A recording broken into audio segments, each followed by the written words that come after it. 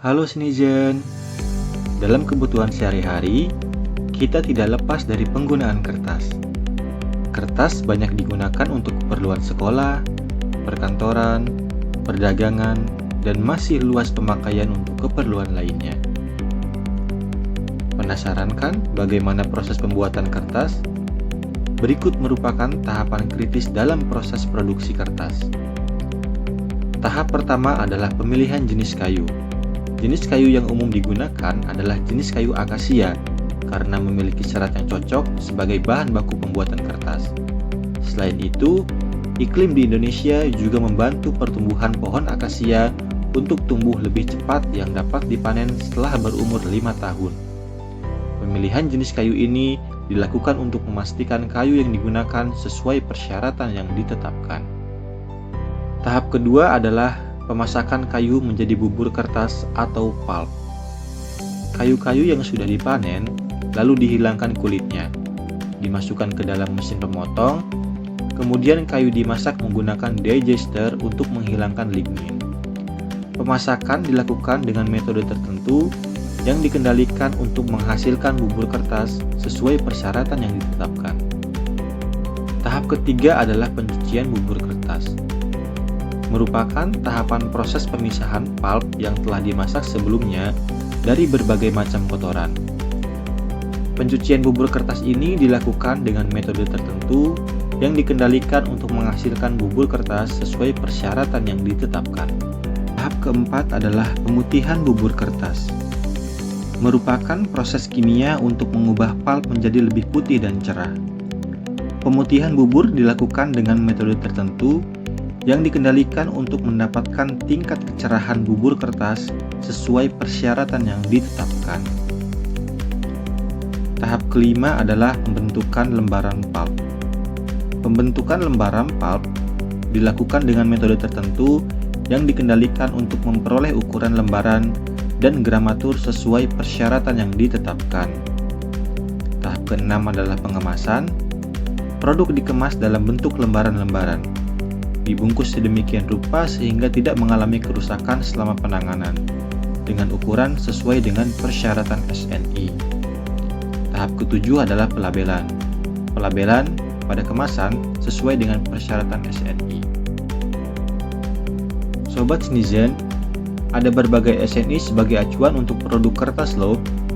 Salah satunya SNI ISO 216, 2010, kertas tulis dan beberapa jenis barang cetakan, ukuran siap pakai, seri A dan B, dan indikasi arah mesin.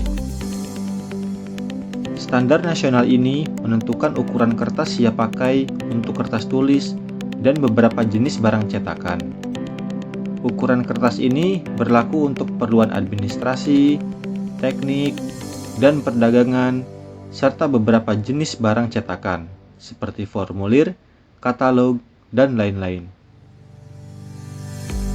Standar ini tidak berlaku untuk ukuran surat kabar, buku-buku yang diterbitkan, poster, atau jenis kertas khusus lainnya yang mungkin terpisah dari standar nasional ini. Standar nasional ini juga menentukan metode penandaan dari arah mesin lembaran kertas siap pakai. Ukuran kertas yang sering kita temui adalah kertas ukuran A4. Nah, teman-teman tahu nggak sih arti dari jenis ukuran kertas tersebut? Jenis ukuran kertas ada dua macam, yaitu ukuran kertas seri A atau seri utama, dan kertas seri B atau seri tambahan. Jenis huruf A atau B menunjukkan jenis seri ukuran, dan angka menunjukkan jumlah pembagian yang telah dilakukan. Contohnya adalah kertas A4. Tanda A menunjukkan kertas tersebut termasuk ke dalam seri utama, sedangkan angka 4 menunjukkan jumlah pembagian yang telah dilakukan. Nah, untuk memudahkan memahaminya, mari kita simak penjelasan berikut. Kertas seri A dimulai dengan A0, yang merupakan ukuran kertas terbesar seri tersebut, dengan dimensi 841 x 1189 mm, yang biasanya digunakan untuk gambar teknik.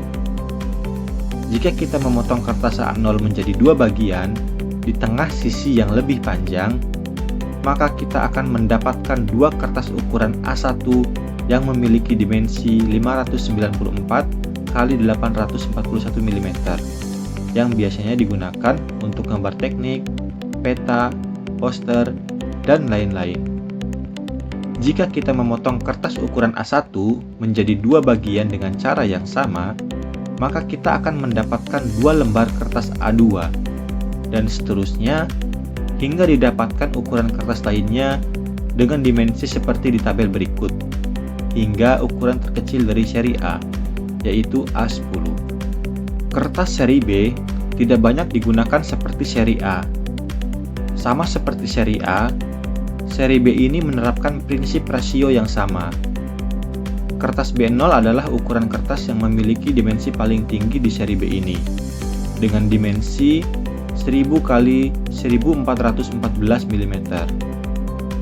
Jika kertas B0 ini dipotong menjadi dua bagian di tengah sisi yang lebih panjang, maka kita akan mendapatkan kertas B1, dan seterusnya hingga didapatkan ukuran kertas lainnya seperti yang tertera di tabel berikut. Selain seri A dan B, terdapat juga lembaran panjang. Lembaran panjang siap pakai ditandai dengan ukuran semula yang telah dibagi. Misalnya, 1/4 A4 berasal dari ukuran A4 dibagi menjadi 4 bagian yang sama sejajar dengan sisi pendek.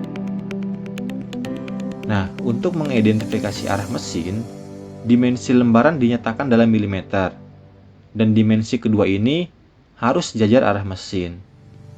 Misalnya, suatu kertas memiliki arah mesin pada lembaran sisi pendek dengan dimensi 297 mm x 210 mm, maka dapat dinyatakan sebagai 297 mm x 210 mm SG atau short grain atau A4 SG. Sedangkan jika kertas memiliki arah mesin pada lembaran sisi panjang dengan dimensi 210 mm x 297 mm, maka dapat dinyatakan sebagai 210 mm x 297 mm LG atau long grain atau A4 LG. Lalu, apakah kertas tersebut ada toleransi ukurannya? Berdasarkan SNI ISO 216-2010, toleransi pembuatan sebaiknya disepakati secara individu antar mitra perdagangan. Namun, jika toleransi tidak dipersyaratkan saat pemesanan, toleransi dimensi yang diperbolehkan adalah sebagai berikut. Untuk mengukur produk kertas apakah sesuai dengan standar, dimensi harus diukur pada lingkungan standar untuk pengujian, sebagaimana yang dipersyaratkan dalam ISO 187. Nah, sekarang sudah paham bukan? Untuk memastikan produk kertasmu sudah standar, yuk jadikan produk kertasmu ber-SNI. Bangga memakai SNI.